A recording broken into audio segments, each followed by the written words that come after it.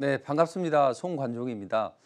자, 어제도 미국 시장이 약간 좀 불안한 흐름이 나왔어요. 이제 주말을 앞두고 또 월요일 날 또 휴장이잖아요, 미국이. 그래서 약간 좀 리스크를 좀 회피해 보자 이런 물량이 많이 나왔는데 최근에 미국 시장이 조정을 받은 것은 뭐 딱 두 가지입니다. 하나는 연준의 공격적인 긴축 우려감. 또 하나는 이 우크라이나 사태 때문에 시장이 좀 철렁거리고 있는데 최근의 내용은 다들 아실 거예요. 러시아에서 일단 러시아 매체에서 야 우크라이나 정부군이 친러 반군을 공격했다 이 이야기가 나오면서 시장에 한번 좀 강하게 좀 흘러내렸었죠. 자 지금 현재는 뭐 유엔 안전보장이사회에서 뭐 러시아와 미국이 티격태격합니다. 야 러시아는 야 우크라이나 나토 가입하지 마라. 미국은 야 침공 안 하겠다. 불가침 조약을 맺어라. 뭐 이런 이야기를 하고 있는데 이런 과정에서 병력이 증강을 하고 있습니다. 분명히 러시아는 병력을 좀뭐 뺐다. 훈련 끝나고 나서 원래 주둔지로 복귀를 했다고 하는데 미국이 판단했을 때는 계속 병력이 좀 늘고 있습니다. 자, 푸틴의 전략은 무엇일까요? 자, 일단 푸틴은 전략은 간단합니다. 어떻게든 이 접경 지역에서 전방위로 좀 확산을 하게 됩니다. 지금 여기 보시면 러시아가 이렇게 있는데 러시아를 주변으로 해서 이쪽이 친러 지역이고 이쪽은 또 친서방 지역입니다. 그래서 이쪽에서 뭔가 긴장감을 고조시키는 거죠. 뭐 병력도 직결시키고 탱크도 투입하고 자 이렇게 해서 또 일부 뭐 핵무기를 탑재한 전투기는 벨라루스 쪽에서 하고 전방위로 압박을 하게 되는 겁니다. 그러면 어떤 고립감을 느끼는 우크라이나는 이제 서방에서 원조를 해줘야 되는데 사실 미국이 적극적으로 나서주면 되는데 그냥 자기들은 일단 뭐 폴란드나 기타 주변으로 좀 병력을 좀 철수하고 그래서 약간 한 발 빼는 입장이에요. 자, 이런 상황에서 푸틴은 저 계획을 좀 잡기가 더 좋겠죠. 그래서 전방위로 이 부분에서 이제 압박을 하고 그 다음에 뭔가 타협을 하는 제스처를 취해요. 야, 너희 그러면 안 되지 않냐? 그러니까 맞아. 근데 우리 회담을 한번 해보자 해서 나토 가입하지 말고 여러 가지 조건을 제시합니다. 약간 젠틀하게 해요. 그러면서 일부 뭐 훈련 끝나고 병력 철수한다 했죠. 왜 그랬을까요? 이미 미국에서 한 방 터뜨렸죠.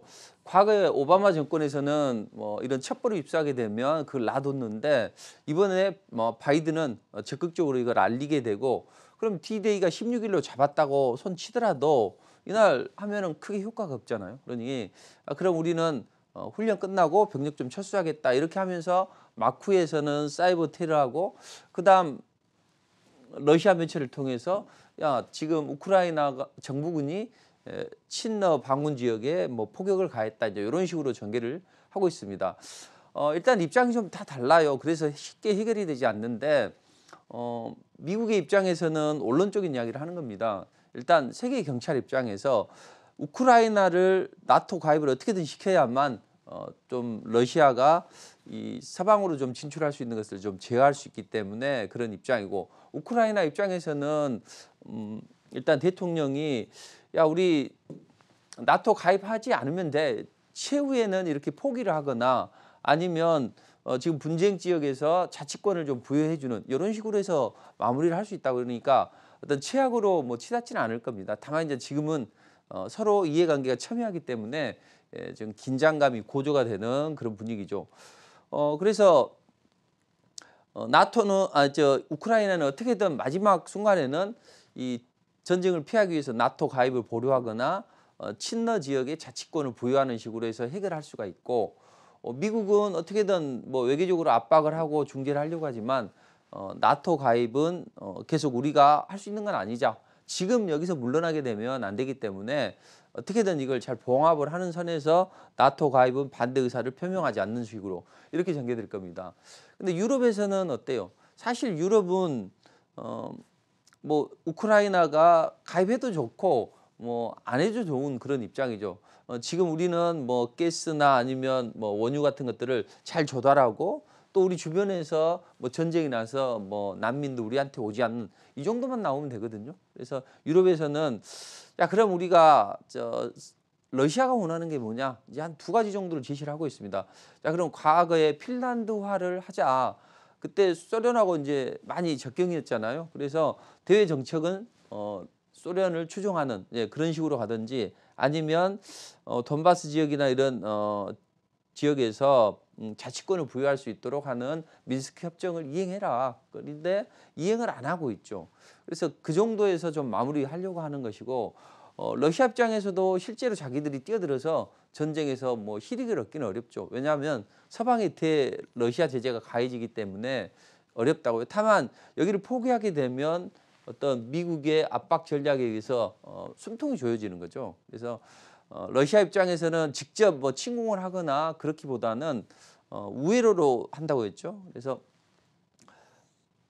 친러 지역 그리고 그쪽에 러시아 주민들이 많잖아요. 이 사람들이 포격을 당했기 때문에 우리가 구해주러 가겠다. 이런 명분을 만들고 있는 그런 상황입니다. 근데 제가 지난번에 말씀드린 것처럼 어떤 극한으로 치달을 수는 있어요. 그리고 중국이 홍콩을 소나기에 넣듯이 그런 과정으로 해서 넣게 될 수 있습니다. 미국이나 서방은 열심히 이야기를 하고 제재 가할까요? 어떻게 하지만 결국에는 중국이 홍콩을 먹었을 때 일부 제재는 가했어요. 그러나 어떻게 할 수는 없는 거죠. 자기들이 뛰어들어서 같이 전쟁을 하게 되면 또 세계대전으로 확전이 될 수 있기 때문에 지금도 똑같은 상황이라는 거죠. 그래서 뭐 전면전으로 치닫지는 않을 테니까 뭐 걱정할 필요는 없는데 하지만 러시아가 지금 하는 형태를 보면 어떻게든 푸틴은 자기가 원하는 쪽의 것을 얻으려고 할 거예요. 그러니까 그 비슷한 것을 줘야만 해결이 될 것 같습니다. 만약에 해결이 되지 않으면 일단 중국과 러시아 진영과 또 서방과 뭐 미국 진영이 이렇게 균형을 이루는 그런 신냉전 시대가 돌입을 할 수가 있습니다. 자, 여기다 하나 더 최근에 러시아의 행보를 좀 주의 깊게 살펴봐야 되는데 이 벨라루스 쪽에서 우리가 핵을 예전에 소련에 반납을 했었는데 이제는 러시아에서 지원을 해주려고 하는 그런 움직임이 포착이 되고 있습니다. 또 중남미 쪽에서 미국을 압박하려고 해요. 그래서 뭐 베네수엘라 또는 쿠바 뭐 이런 여러 나라들과 회동을 통해서 이쪽에서 협의가 잘 되면 베네수엘라의 중거리 미사일로 미국을 압박할 수 있는 이런 흐름이죠. 그럼 이제 미국도 막상 이제 지켜주려고 하는 우크라이나보다는 어떤 자신의 턱 밑에 미사일을 대놓고 있으니 야 그러면 에이 하면서 러시아 쪽에 조금 편을 들어주는 그런 흐름이 나올 수가 있다는 거죠. 그래서 이제 한 앞으로 1, 2주 뭐 당장 이제 다음 주가 아주 좀 중요하고요. 다음 주에도 안 되면 사태가 좀 장기화될 수 있기 때문에 우리는 그에 따른 전략을 좀 짜야 됩니다. 자, 그렇다면 우리는 어떤 전략을 짜서 이 시장에 잘 대응해야 되느냐 이런 관점에서 보면 제가 지난주에 그런 말씀 드렸습니다. 최근에 뭐 각종 TV나 아니면 애널리스트들이 리오프닝 관련주를 외치고 외국인 기관들도 이런 종목들을 많이 산다고요. 근데 이런 종목들이 과연 일부 종목은 세게 갑니다. 그러나 일부 종목은 자칫 올라간 거 따라가면 물린다는 거죠. 그래서 작은 돈은 벌 수 있다. 리오프닝 관련주로. 그러나 큰 돈을 벌려면 어쨌든 시장에서 수익률이 좀 세게 나올 수 있는 그런 것을 공략해야 된다. 주도주라는 게 굳이 삼성전자, SK하이닉스 이런 종목만 주도주라고 이야기를 하진 않아요. 수익률 주도주, 수익을 많이 낼 수 있는 상승 초기의 종목들. 이게 주식시장의 핵심이죠. 그래서 우크라이나 침공과 관련해서 뭐 유가 관련주 또 천연가스 관련주 여러 종목들을 이제 상승 초기에서 많이 제시해 드렸는데 자, 이런 종목도 하면서 또 리오풍지도 하면서 또 성장성이 담보가 된 그런 반도체 업종도 하면 포트가 안정적으로 꾸려갈 수가 있다는 이야기죠. 자, 그럼 미국 시장을 우리가 살펴볼 필요가 있습니다. 최근에 미국 시장이 삐걱거리고 있어요. 미국이 생각보다는 뭐 유럽이나 아시아보다는 더 많이 빠지고 있습니다. 여기에다 달러가 좀 주춤을 해요. 만약에 이런 안전자산 선호 현상이 발생하게 되면 달러가 좀 강해지거나 아니면 미국이 금리 인상을 해. 그럼 미국 국채를 사거나 아니면 미국 주식을 사기 위해서 미국으로 들어오면 달러가 강해져야 되는데 달러가 약세를 보인다고요. 그래서 미국도 주춤하고 또 많이 빠지고 달러도 주춤하고 자, 이건 성장이 둔화되는 징후 아니냐? 이제 이런 우리가 시각을 가져볼 수가 있다고요. 특히나 금 가격은요, 이 금리 인상기에는 약세를 보여요. 근데 금리 인하기 강세를 보이고, 근데 금리 인상기에도 이례적으로 좀 급등을 하는 거죠. 자, 이런 흐름 속에서 최근에 장단기 금리 차가 축소가 되고 있습니다. 최근에 뭐 10년물 국고채 금리가 2%를 넘어서고 이런 움직임이 나왔는데 지금 한 1.9%로 떨어졌죠. 근데 그거보다 2년물 국채 금리가 더 많이 빠지는 그런 흐름이 나오죠. 2년물 국채 금리는 연준이 통화정책 스탠스를 펼치는데 좀 주로 관련되어 있는 그런 국채인데, 자 그렇다면 이런 부분을 감안해 보면 미국이 약간 좀 성장이 둔화되는 거 아니냐, 이런 이야기가 나올 수 있죠. 그렇다면 미국이 끝났냐? 그건 아니죠. 왜냐하면 연준에서 분명히 어떤 데이터 디펜던시라고 하면서 야 우리가 데이터에 의존한 그런 통화 정책을 펼칠 거야. 만약에 뭐 물가가 치솟으면 7.5%까지 치솟하면 그때는 통화 정책을 좀 세게 하고, 이게 약화되면 통화 정책을 좀 약하게 하겠지. 그러니까 미국 시장이 그렇다고 해서 끝난 건 아니고 일시적으로 안 좋아지면 또 연준이 긴축 모드가 좀 제한적으로 작용하고 이런 식으로 전개가 될 가능성이 높다는 이야기죠. 자, 제가 지난주에 한삽 더 뜰 거냐 아니면 와신 상담해야 되느냐 이런 이야기를 드리면서 주가라는 것도 고무줄처럼 인장 강도가 있다. 무거운 게 오래 매달려 있으면 이 고무줄이 사가서 끊어지듯이 주가도 어느 선을 버티고 한번 하락을 해서 빨리 올라와야지, 빨리 올라가지 않고 계속 하락을 하거나 계속 하락 추세에 있으면 그때는 주가가 좀 추가적으로 하락할 수 있다, 이런 말씀 드렸습니다. 지난주에 방송 내용이 자 단기 이평선들 수렴되면서 에너지가 응집되고 있다. 과거에 이런 모습을 보였을 때 어땠냐? 21선에 안착하면 무조건 올라가야 된다. 근데 이 적어도 추세로 상승하지는 못해도 반등이라도 나와야 되는데 오히려 주가가 2012년도처럼 최악의 경우에는 반등 정도도 나와야 되는데 그게 안 나오고 약간 2018년처럼 미끄러진다. 그렇다면 여기서 우리는 일단 한 번 마지막에 하락을 해서 반등이 나오고 또 빼면 그때는 한 2, 3주 정도는 조정을 받는다는 이야기죠. 그때 조정을 받으면 연준에서 그런 이야기가 나오고 있죠. 야, 뭐 제임스 블러드나 이런 매파들이 뭐 7월 전까지 100bp를 인상을 해야 돼. 뭐 3번을 넘어서 4번에서 7번까지 금리 인상을 해야 돼. 이런 이야기를 하는데 그런 이야기가 쏙 들어가면서 시장이 반등이 나올 수 있다는 거죠. 그래서 지금은 이런 모습이기 때문에 살짝 하락하는 것은 괜찮아요. 그래서 제가 지난주에 말씀드렸죠. 1, 2주가 향후에 아주 중요한 포인트가 된다. 근데 지금 여기 하락을 했기 때문에 다음 주에 반등을 하면 좋아요. 대신 다음 주에도 다시 미끄러진다면 그때는 좀 리스크 관리는 필요하다, 이렇게 보시면 됩니다. 자, 그럼 우크라이나 사태 때문에 연준의 공격적인 긴축 모드 때문에 시장이 조정을 받았단 말이에요. 그럼 우리는 어떤 전략을 가지고 대응하는 게 맞느냐? 이 러시아 우크라이나 침공하는 것은 약간 길어질 수가 있다는 이야기죠. 그리고 FOMC 회의까지는 아직 시간이 많이 남아서 난망하다는 이야기죠. 어떤 전략을 가져가야 될까요? 좀 금리에 덜 민감하고 이런 리스크에 덜 민감한 쪽으로 되면 되겠죠. 또 시장의 어떤 시계추가, 무게추가 움직이는 쪽으로 가야 되겠죠. 그쪽이 어디입니까? 리오프닝이라는 거죠. 그래서 리오프닝의 온기가 FOMC 이전까지 얼마나 잘 번지느냐, 이게 이제 우리 시장의 어떤 핵심인데, 다만 이제 이런 종목들을 기대만으로 베팅하면 안 된다고요. 최근에 이 리오프닝 관련주들이 정부에서 방역 규제를 좀 완화하면서 상승이 나왔죠. 근데 상승이 나온 거 확인하고 따라 들어가면 좀 상당히 좀 물리는 분들도 계실 거란 이야기죠. 그래서 그런 것보다는 일단 4분기 실적을 잘 봐요. 4분기에 뭐 어떠한 업종이 잘 봤는데 그쪽이 이익 전망치가 계속 상향 조정되고 있다. 그래서 탄탄한 흐름을 보이고 있다. 그렇다면 그런 쪽이 어디냐? 운송, 호텔, 레저, 미디어, 교육, 이런 주로 업종이죠.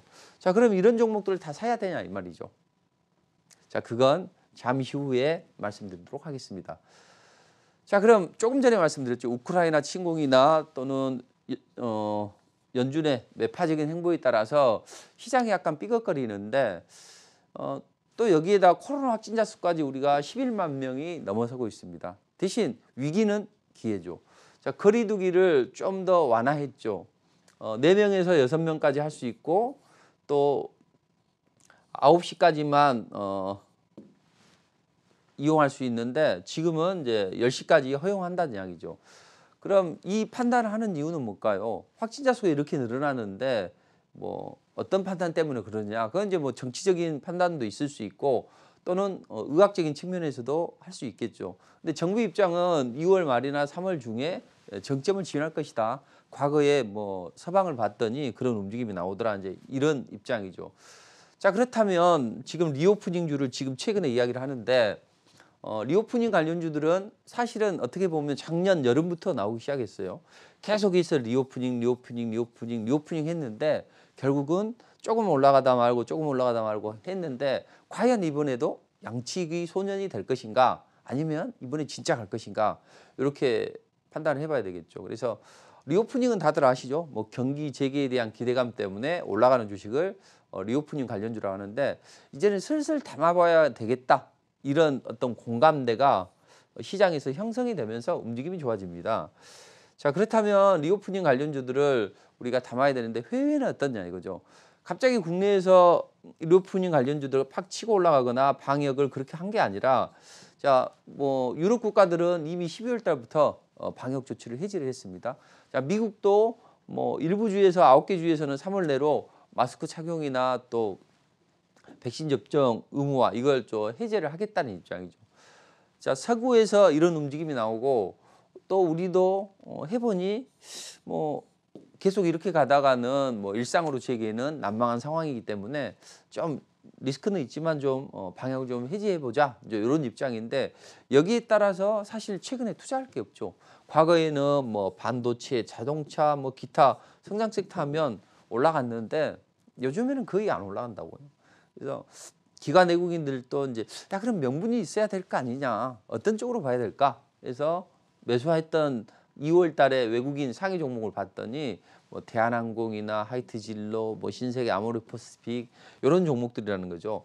대체적으로 외국인들은 골고루 담았어요. 기관들도 2월 달에 매수한 상위 50개 종목 중에서 이러한 종목들이 포함이 되어 있는데 뭐 엔터, 화장품, 뭐 주류, 뭐 항공 또 여행, 숙박 다들 이런 종목들이라는 거죠. 자, 그렇다면 외국인들 기관들이 최근에 이제 적극적으로 담았는데 그 이유는 뭘까요? 자, 파우치가 나타나서 야, 코로나 완벽하게 잡는 데는 방법이 없다. 일상으로 빨리 복귀해야 될 때다. 이런 이야기를 하고 모더나 CEO도 스테판 방셀이 자, 오미크론 변이가 오히려 세상을 구해줄 수 있다. 지금 앞으로 또 다른 변이가 나타나도 오미크론처럼 치명률이 낮아질 확률이 뭐 80%는 된다. 그럼 여기가 코로나 팬데믹의 최종 단계가 아니겠냐. 이런 입장을 보이고 있습니다. 좋습니다. 그렇게 될 가능성도 있고요. 대신 이제 이런 상황에서 중요한 인물들이 그런 이야기를 했고 또 방역이나 아니면은 백신에 일선에서 하는 사람들이 그런 이야기를 했기 때문에 믿을만하다. 그리고 투자할 게 없다 해서 미국에서도 여행이나 항공 관련주들이 좀 강하게 움직였다는 거죠. 트립아드바이저나 익스피디아, 뭐 부킹닷컴 이런 종목들은 주가 상승률이 크죠. 그리고 델타 에어라인이나 이런 유나이티드나 아메리칸 이런 기업들도 뭐 20% 이상 강한 상승이 나왔다는 이야기죠. 그래서 우리에서도 여행, 항공주들이 좀 상승이 좀 나왔었어요. 그리고 이제 좀 강하게 올라갔던 게 주류 관련주고 뒤따라 올라간 게 뭐 화장품이나 이제 여러 섹터에서 올라갔는데 자, 그렇다면 미국이나 이쪽을 보면 어떤 정점을 지나서 약간 약화되는 분위기도 나오고 또는 그로 인해서 방역도 해지하고 관련주들이 특별하게 투자할 만한 투자처가 없기 때문에 그쪽으로 몰리고 있습니다. 그럼 우리도 리오프닝 관련주를 담아야 될까? 저는 담아도 된다고 봅니다. 항공주를 담던 여행 계획을 잡던 좋다는 이야기죠. 지난주에 제가 항공부터 시작을 해서 여행, 면세점, 뭐 에스테틱까지 다 리오프닝 관련주를 말씀드렸습니다. 대신 시장에서 이야기하는 것하고 우리가 실제적으로 좋은 수익을 낼 수 있는 상승 초기 종목하고는 다르다고요. 여러분들이 TV를 너무 많이 보시면 안 돼요. 왜냐하면 TV는 항상 올라간 것을 가지고 이야기를 하게 됩니다. 뭐 그럴 수밖에 없는 게 어떤 뉴스가 없으면 이야기거리가 안 되잖아요. 그러니까 TV를 너무 많이 봐도 안 돼요. 정말로 시장을 앞서 나갈 수 있는 미리 상승 초기에 미리 이런 전략을 짠다면 저는 그건 보시라고 말씀드립니다. 그런 게 바로 우리 한국경제TV의 어떤 국고처가 이제 그런 방송을 주로 하고 있는데 지난주에도 이런 많은 종목들이 있는데 작은 돈은 벌 수 있다. 근데 큰 돈을 버는 건 어렵다. 그런데 여러분들이 공략을 할 거 뭐 주류 쪽이나 아니면 이 에스테틱을 봐라. 이제 그런 말씀드렸습니다. 그래서 에스테틱 관련주들을 제가 이제 이렇게 말씀드리면서 여러분들은 뭐 루트록이나 이런 종목을 보세요. 근데 저는 이제 제 투자자들에게는 다른 종목을 제시해 드렸죠. 그 이유는 잠시 후에 한번 또 설명을 드리도록 하겠습니다. 자, 그럼 이 리오프닝 관련주를 보는데 이게 꼭 긍정적이냐 부정적인 측면도 있다는 이야기죠. 공매도가 나올 수가 있어요. 왜냐하면 최근에 우크라이나 긴장 사태가 고조가 되고 있죠. 또 연준의 공격적인 긴축 행보에 따라서 그걸 이용해서 공매도를 칠 수 있는 거죠. 특히나 12만 명인데 이게 좀 더 가파르게 늘어나게 되면 약간 리오프닝 관련주들의 투심에 찬물을 끼얹을 수 있다는 거죠. 근데 희한한 게요. 누군가 악재가 있어도 매도를 안 하면 약간 버텨요. 그러다가 누가 하나 5일선 아래로 장대봉을 툭 떨어뜨리면 그때 주가가 하락하면서 급락합니다. 최근에 뭐 시장이 급락할 때 이제 보면 정말로 거래도 많고 이런 종목이 순식간에 이 일부의 공매도 세력들이 어떤 뉴스를 뿌려요. 어떻게 뿌리냐면 긴급 앞에다가 나쁘죠. 앞에다 긴급도 아닌데 아니면 단독을 꼭 붙입니다. 이 단독 보지 마세요. 단독 보고 이미 나와 있는 악재를 재탕을 해서 아랫방향으로 힘을 모아서 확 물량을 던지게 되면 깜짝 놀라서 물량이 쏟아지면서 매도가 매도를 부르면서 급락이 나오죠. 그래서 이 공매도 세력들이 상당히 지능적이기 때문에 그런 종목들은 좀 조심해야 된다. 자, 그렇다면 공매도를 피해갈 수 있는 그런 옥석 가리기를 하면 되잖아요, 우리는. 자, 그게 뭐냐. 인플레이션 파도를 유리하게 탈 수 있는 그런 섹터라면 좋다. 왜냐하면 뭐 금리 상승기에 이자 비용이 많이 나갈 거 아니에요. 비용이 많이 나갈 거 아니에요. 이 비용을 매출이 가파르게 넘어설 수 있는, 그래서 앞으로 이 인플레이션 상황이 되게 되면 가격 올릴 수 있는 그런 매출 회복이 좀 가능한 기업들, 이런 기업들을 한다면 좋은 움직임이 나올 것 같습니다. 정리를 해보면 지정학적 리스크가 고조되고 있고 긴축 우려감이 가속화되고 있습니다. 이런 상황에서 우리는 FOMC 이전까지는 리오프닝 관련주에 좀 관심을 가져봐야 된다. 근데 아까 제가 말씀드렸듯이 실적을 통해서 이익 전망이 상향되는 섹터, 그런 쪽이 운송이나 뭐 이런 이야기를 주로 이제 TV나 언론에서 이야기를 하는 거죠. 이런 종목들이 진짜로 갈까요? 자, 일단 자동차 쪽은 좀 약간 좀 배제를 해야 되고 또 화장품 쪽도 일부 종목에 좀 접근해야 됩니다. 왜냐하면 우크라이나 사태 때 대러 수출이 제한되면서 또 과거에 크림반도 합병할 때처럼 그런 움직임이 나온다는 거죠. 과거 2014년도 크림반도 합병했을 때 그때 수출 타격이 한 50% 이상이 나왔다는 거죠. 자, 그래서 러시아는 이런 것들을 방지하기 위해서 그때 이후부터 탈달러를 추진했는데 아직도 50%에서 머물고 있습니다. 자, 우리는 어떨까요? 러시아는 교역 상대국 10입니다. 우크라이나는 68입니다. 그러니까 러시아가 더 중요하겠죠. 그리고 수입보다는 수출이 중요합니다. 수입은 우크라이나의 희귀광물 의존도가 좀 있어요. 한 20% 정도 되니까 이런 것들이 좀 타격이 될 수는 있겠지만 이제 거래선을 좀 바꾸면 되잖아요. 근데 이제 수출은 화장품이 444개 사고 또 플라스틱이나 자동차 부품주에 도합해서 한 400기업 이상이 된다는 이야기죠. 자, 이게 타격이 받으면 어렵겠죠. 그래서 이 우크라이나 사태는 사실 뭐 점쟁이가 아는 이상 정확히 맞추기는 어렵겠죠. 그리고 점쟁이도 찍는 거지 정확한 분석을 통해서 예측하는 건 아니겠죠. 그러니까 이건 푸틴의 마음인데 우리가 푸틴의 마음을 들어갈 수는 없어요. 그러나 대략적인 푸틴의 마음은 이제 이렇다, 그런 말씀 드렸죠. 자, 그럼 자동차나 화장품은 괜찮긴 한데 좀 주의는 좀 기울여야 됩니다. 자, 그런 상황에서 항공주는 어떠냐 이거죠. 근데 항공주는 다른 종목보다는 최근에 약간 좀 못 올라가죠. 왜 못 올라갔을까요? 대한항공이 아시아나항공을 품을 수 있는데 맥 기업 국가들, 뭐 중국이나 이런 맥 국가들만 허용을 해주면 품을 수 있는데 왜 못 올라갈까요? 자, 그 기업들은 일단 우크라이나 사태가 좀 번지고 있기 때문에 혹시라도 일시적으로 그런 쪽에 타격을 받을 수 있겠다, 이제 이런 입장을 보이고 있어요. 자, 그런 항공기를 제외하고는 이 KRS 경기 소비재 지수가 바닥을 치고 1월 달에 2월 달에 한 7% 이상 상승이 나왔습니다. 자, 그렇다면 이런 움직임 속에서 이 KRS 경기 소비재도 좀 늘어나고 또 그래서 숙박, 여행, 레저 기업들이 움직이고 있다고요. 자, 이런 종목들은 뭐 좋은 움직임이 나올 수 있어요. 또 미국이 이제 금리 인상을 하게 되면 비용을 넘어설 수 있는 매출을 가지는 그런 인플레 업종, 이런 업종들이 강세를 보일 수 있다는 거죠. 그래서 저는 뭐 에너지, 화학, 철강, 운송 이 중에서 철강도 좋고 반도체를 집중적으로 잘 봐야 된다. 자동차는 실적이 좋게 나오지만 일단 러시아 리스크가 있기 때문에 약간 좀 피해가야 됩니다. 자, 그렇다면 최근에 이제 반도체 뭐 기판, PCB 관련주들이 날아올랐다는 이야기죠.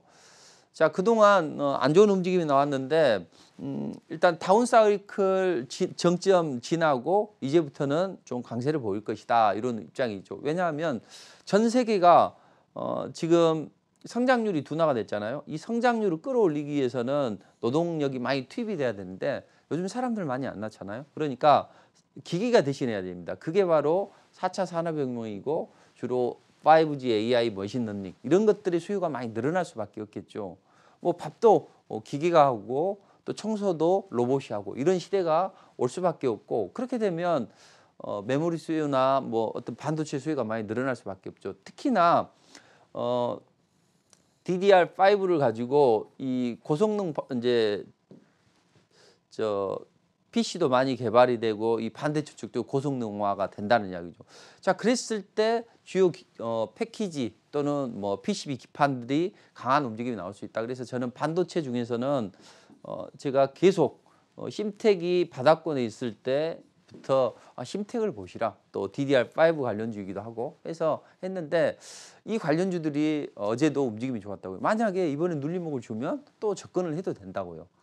자, 그래서 반도체 기판과 또 어떨 때는 또 PCB라고 이야기도 하고 이제 이게 어려운 분들이 계신데, 이제 원래 그 메인보드 기판은 PCB라고 하고 또 CPU나 이런 것들의 바닥에 있는 이런 것들은 이제 반도체 기판, IC 기판 이렇게 이야기를 하는데, 이 이수페타시스 같은 경우는 PCB 업황 호조 때문에 영업이익이 급증을 하면서 이렇게 상승을 했다는 이야기죠. 여기서 한번 눌림목을 주고 바로 가면 좋아요.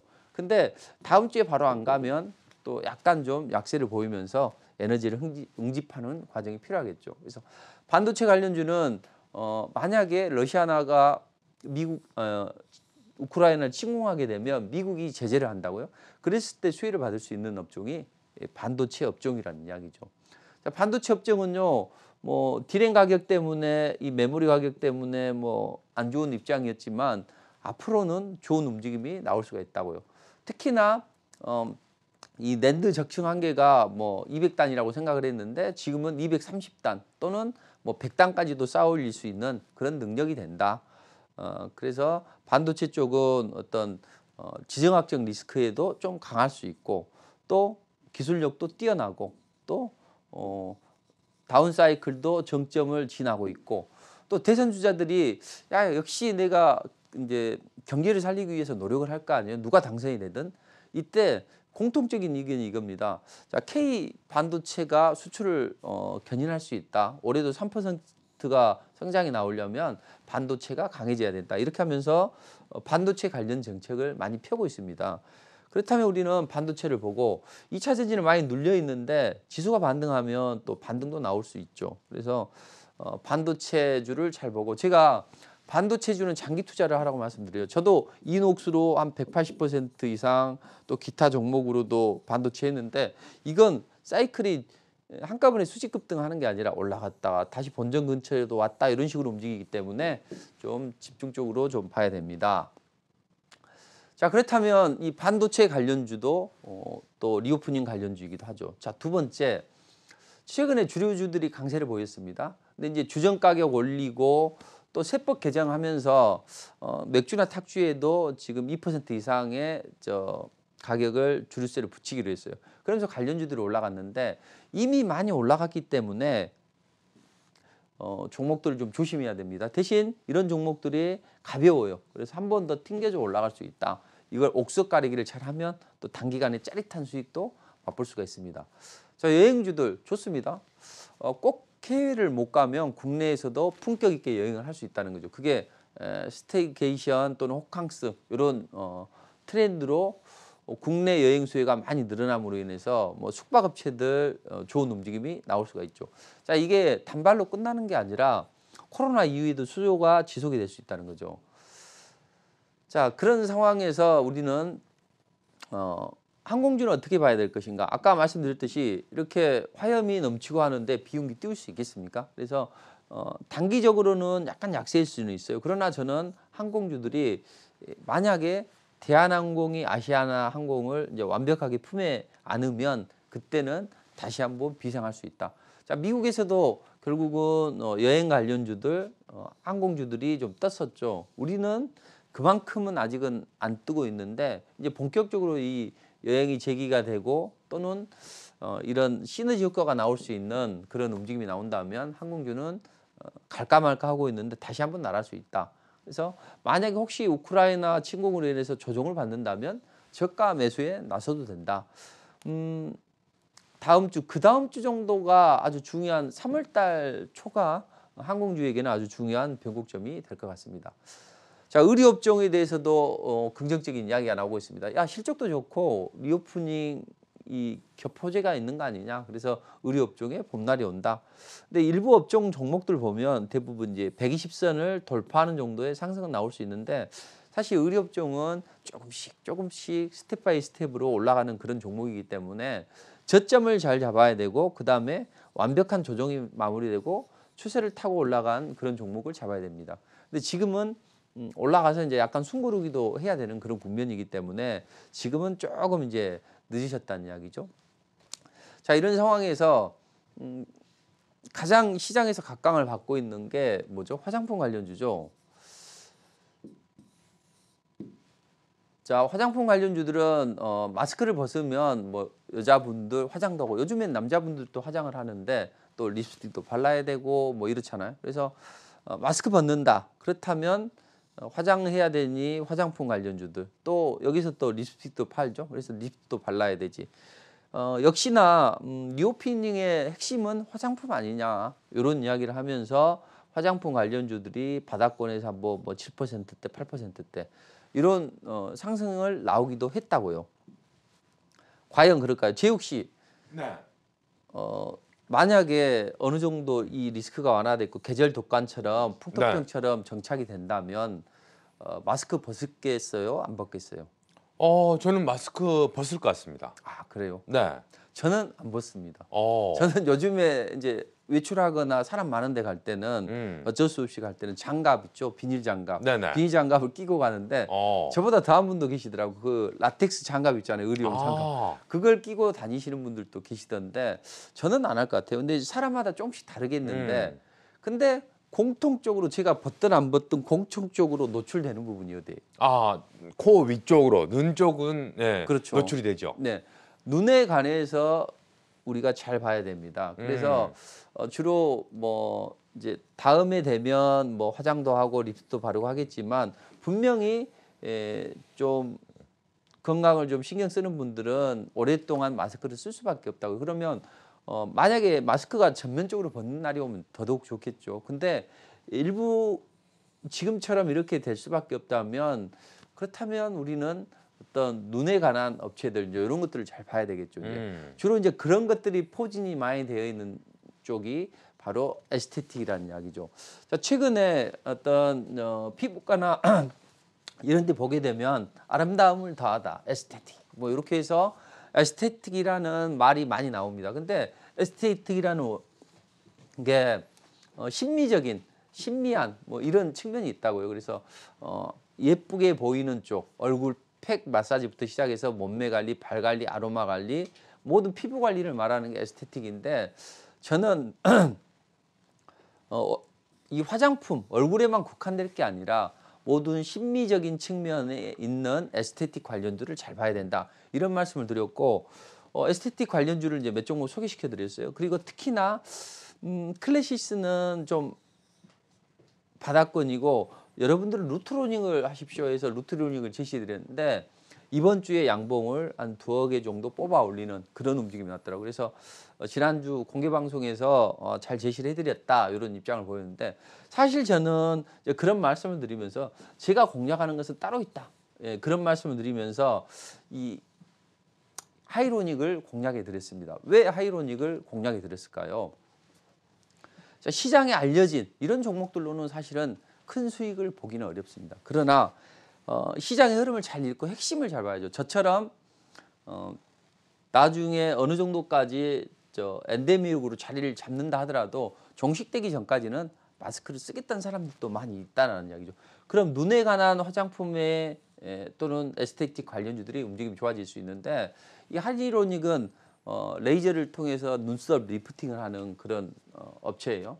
뭐 기타 뭐 글로벌 에스테틱 기업으로 자리 잡고 있는데 이제 제가 저점에서 딱 최저점에서 잡아드렸는데 상한가까지는 못 갔어요. 한 28%까지 갔어요. 그래서 저는 뭐 하루에 뭐 상한가 근처면 땡큐 하면서 상한가 근처에서 좀 차익 실현을 하시라 이제 이런 문자를 제시해 드렸는데 제가 상승 초기에 리오프닝 관련주를 계속 말씀드리고 있습니다. 예, 그래서 뭐 실제적으로 수익이 좀 크게 올라갈 수 있는 이런 종목들을 좀 제시해 드리고 있는데 자 오늘 또 무료 공개 방송을 통해서 토요일 10시 일요일 10시에 이 리오프닝 관련주를 말씀드리도록 하겠습니다. 그리고 좋은 점이 뭐냐면 요즘에 한 종목씩 콕콕 찍어드려요. 이제 어려운 분들이 많이 계시잖아요. 그래서 또 종목에 물려 있는 분도 계시고 그렇다면 그 중에서 좀 세게 올라갈 수 있는 이슈와 재료를 먹은 게 어떤 거냐 해서 지난주에는 대성에너지를 보세요. 저는 다른 걸 하겠지만 대성에너지를 보세요 하면서 제시해 드렸는데 천연캐스 관련주가 급등이 나왔습니다. 그래서 이번 주에 상한가를 기록했어요. 여러분들에게 이제 알려드리고 저도 리포팅을 통해서 자 긴장감이 고조가 되고 있다. 그럼 역시 천연가스 관련주들이 움직인다 했는데 바닥권에서 상한가를 기록했죠. 여러분들에게도 좋은 흐름을 만들어 드렸고 저는 이제 이거보다는 좀 더 세게 움직일 수 있는 쪽에 또 저것도 하면서 좀 집중을 해드렸는데 최근에 이제 어떤 분이 이렇게 좀 보내주셨는데 한 50% 정도를 찍는 그런 움직임이 나왔죠. 그래서 바닥권에서 상한가를 기록하고 이제 등락은 좀 있어요. 그러니까 이런 데 따라 들어가면 다 물린다는 이야기죠. 항상 주식은 이슈와 재료를 머금고 남들보다 한 발 빠르게 매수를 하면 좋은 움직임이 나온다는 거죠. 자, 이런 움직임 속에서 이제 이번 주에는 저는 컴투스 홀딩스를 제시해 드렸습니다. 제가 게임주를 별로 안 좋아하거든요. 제가 게임을 잘 안 하니까 게임할 시간이 어디가 있어요. 돈 주고 해라고 해도 게임 안 합니다. 저희 아들한테 제가 제일 뭐라고 하는 게 아니, 이 도움도 안 되는 게임을 왜 하냐. 물론 즐길 수는 있다. 이제 근데 이러면 이제 문매를 맞겠죠. 게임 좋아하시는 분들. 이제 제 개인적인 생각이라는 걸 참고해 주시고 게임주를 안 좋은데 제가 갑자기 게임주를 리포팅을 해드리면서 해줬어요. 왜? 미국이 급등이 나왔고 우리 시장도 분명히 지수가 올라갈 거면 코스닥에서 지수 분포가 많이 되어 있는 쪽이 어디예요? 게임주, 2차 전지죠. 2차 전지는 별로 투자하기가 좀 쉽지 않으니까 게임주를 하라. 그럼 당일에 한 12% 올라가면 뭐 이건 가볍게 한번 해볼 수 있는 거고. 그래서 지난주에 제가 역시 첨단 산업 쪽에서 많이 빠져서 올라가는 미래 나노텍을 좀 제시해 드렸고 이번 주에는 상한가 두 종목 또 준상한가 아까 이 종목 또 공략해 드렸고 해서 상한가 준상한가 세 종목이 나왔고 그다음에 또 이런 뭐 컴투스 홀딩스나 이런 종목도 나왔습니다. 그리고 그 지난주에는 미래 나노텍도 잡아드렸고 또 최근에 이제 시장이 안 좋으면 이런 진단키트 관련주나 아니면 또 의료기들 그리고 또 시장 상황이 안 좋을 때는 뭐 우크라이나 관련해서 천연가스가 움직이면 천연가스 또는 유가가 움직이면 유가 관련주 대신 중요한 건 뭐냐면 제가 이렇게 말씀을 드리는 이유는 항상 우리는 어떤 상황이 발생을 해서 올라가면 그때 관심을 갖는데 그게 아니라 국제정세나 국제금융시장을 분석을 해서 이슈와 재료를 머금은 상승 초기의 종목을 날아가기 전에 공략을 하는 게 가장 중요한 포인트라는 거죠. 사실 이것도 한 3번 정도 제시를 해드렸는데 저는 이때 올라갈 줄 그 전에 이때 세게 올라갈 줄 알았는데 이때 못 가고 급기야는 이제 이때 올라가던데 리포팅 해드렸는데 이런 것들도 상승이 나온다고요. 뭐 그래서 우리가 원하는 건 뭐냐 시장에서 좋다고 하는 것은 그닥 좋지는 않아요. 그러니까 시장에 알려지지 않고 조용히 있다가 SD 바이오 센스처럼 대통령 방문한다 그러면 그 중에서 제일 안정되어 있는 요걸 공략해 보시죠 해서 리포팅 해드리면 상한가도 나오고 이런 식으로 공략을 하셔야 됩니다. 자, 정리를 해보도록 할게요. 분명히 어려운 장이긴 합니다. 그렇지만 분명히 이슈와 재료를 먹으면 상승 초기 종목을 공략한다면 분명히 좋은 흐름이 나올 수가 있어요. 저는 항상 상승 초기 종목을 원하는데 전기차가 움직일 것 같으면 뭐 코스모학이나 뭐 기타 LNF나 이런 종목들을 공략을 하고 또 반도체가 움직이면 반도체 아니면 원전주들이 움직이면 상승 초기에서 매수해서 한 뭐 2, 3주 안에도 급등이 나올 수 있는 이런 쪽으로 보고 반도체가 움직이면 반도체. 그래서 제가 계좌를 해보니까 가장 좋은 방법은 뭐냐면 제가 이제 과거에 이제 수익률 게임 1위 하고 최근에도 단기간에도 한 일주만 해도 17% 이렇게 불릴 수 있었던 원동력은 딱 하나입니다. 자, TV에서 제시해 드린 것도 좋지만 더 중요한 건 뭐냐면 이슈와 재료를 머금는 그런 상승 초기 종목을 남들보다 한 발 빠르게 매수해서 그 다음이 중요합니다. 절대 차익 실현해요. 저도 차익 실현 안 하면 다 빠져요. 수익 난 거 반납해요. 그렇지만 올라올 때마다 급등할 때마다 분할로 차익 실현하면 분명히 여러분들의 계좌는 살찌울 수 있습니다. 그래서 지정학적 리스크가 고조되고 연준의 매파적인 통화 정책 때문에 힘드시겠지만 또 시장에는 좋은 종목들이 또 있다고요. 그러니까 그런 종목을 잘 공략하신다면 좋은 결과를 마련할 수 있고 자, 오늘 무료 공개 방송 그리고 내일 무료 공개 방송 토요일 일요일 10시에 공개 방송에 참여하시면 좋은 종목을 제시해 드릴게요. 그리고 또 일주일 체험권도 선정을 해서 하면은 좋은 뭐 상한가도 뭐 두세 종목 맛볼 수 있고 뭐 그런 상황이 될 수 있으니까 오늘은 꼭 참석하셔서 좋은 전략 얻어가시기 바랍니다.